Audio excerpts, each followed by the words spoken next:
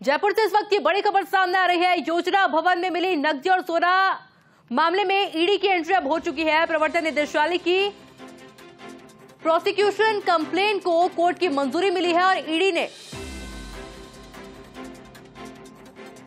मामले की विशेष अदालत में इस संबंध में याचिका दायर की। गुरुवार 22 मार्च को विशेष अदालत ने स्वीकार की याचिका। ईडी ने इस मामले में तत्कालीन संयुक्त निदेशक वेद प्रकाश यादव के अलावा कुछ अन्य को आरोपी बनाया है। पिछले साल 20 मई को बेसमेंट के एक अलमारी में धन मिला था।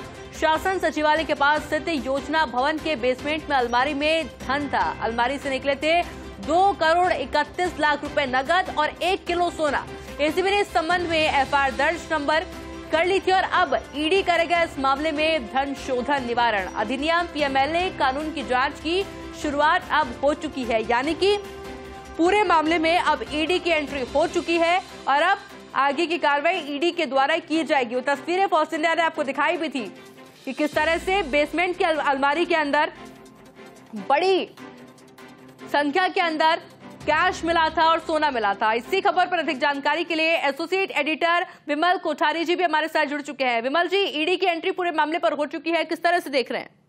देखिए आयुषी जी, इस मामले में ईडी की ओर से एक विशेष अदालत जो ईडी मामलों की है उसके अंदर एक प्रोसिक्यूशन कंप्लेन दायर की थी जो 6 अक्टूबर 2023 को दायर हुई थी। इस मामले में ईडी ने अदालत से यह आग्रह किया था कि चूंकि इस मामले के अंदर 2 करोड़ 31 लाख रुपए की नकदी और 1 किलो सोना मिला है, अतः इस मामले के अंदर धन शोधन निवारण अधिनियम अर्थात पीएमएलए कानून में जांच करनी चाहिए, जांच होनी चाहिए।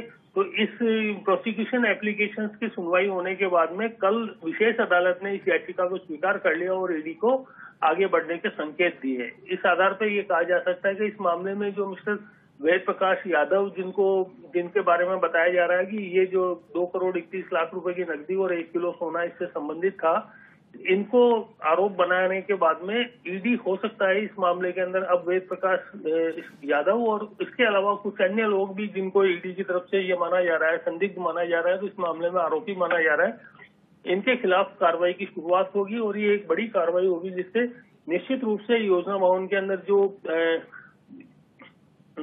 ई मित्र से संबंधित जो घोटाला था उस घोटाले की परतें खुल सकती है। जी विमल जी, चुनाव से पहले ईडी की एंट्री पूरे मामले पर क्या इसको राजनीति से जोड़कर थोड़ा देखा जा सकता है? इस मामले को राजनीति से जोड़ के मेरे व्यक्तिगत मत ये है कि इस मामले को राजनीति से जोड़कर नहीं देखा जा सकता, क्योंकि ईडी ने 6 अक्टूबर 2023 को ही इस मामले में अपनी एंट्री को लेकर के अदालत के अंदर याचिका दायर की थी और ये एक सामान्य प्रक्रिया है।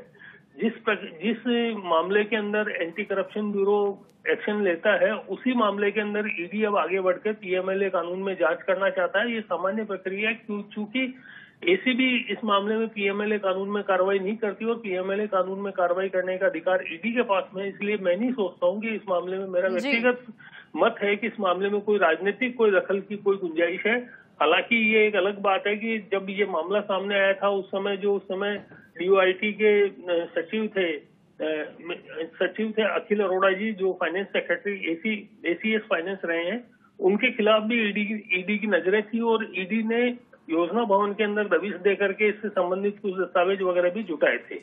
बिल्कुल विमल जी, अब क्योंकि ईडी की एंट्री हो चुकी है पूरे मामले पर देखना होगा और क्या कुछ निकल कर आता है। बहुत बहुत शुक्रिया विमल जी आपका तमाम जानकारी के लिए।